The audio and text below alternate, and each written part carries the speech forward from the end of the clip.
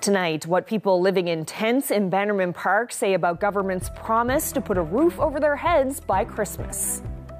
For people living here in the tent encampment on the snow, housing may go a long way, but it may not be enough in the long term.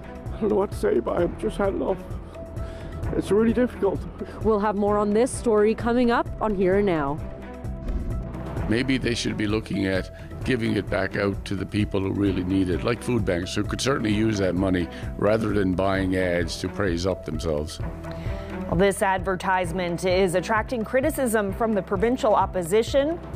Tony Wakeham says the Liberal government is spending to promote itself rather than helping residents. It's smooth sailing again as of today on the Shoal Harbour Causeway Bridge here in Clarenville. So this is what you get for nearly $4 million. And there's a big sense of relief here in this area. It was a vital piece of infrastructure, and we certainly thought it was vital that this causeway would be put back in place. I'm Transportation Terry. That story coming up on Here and Now.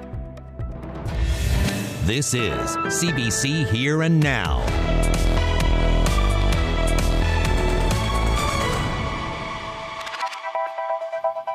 Good evening and welcome to Here and Now. We begin with breaking news tonight. A jury has found 38-year-old Craig Pope guilty of second-degree murder. The jury delivered the verdict just a few minutes ago in Supreme Court in St. John's. The jury found that Pope killed 36-year-old Jonathan Collins in September of 2015. During the trial, the court heard that the two men got into a fight on the street near Mundy Pond Road, where Collins was stabbed once. The father of two bled out in the road. This was the second trial for Pope. A jury convicted him in 2019, but he appealed and was given a new trial. He'll be back in court next week for another hearing. Well, the province has made a bold promise to get people out of a St. John's tent encampment by Christmas Eve.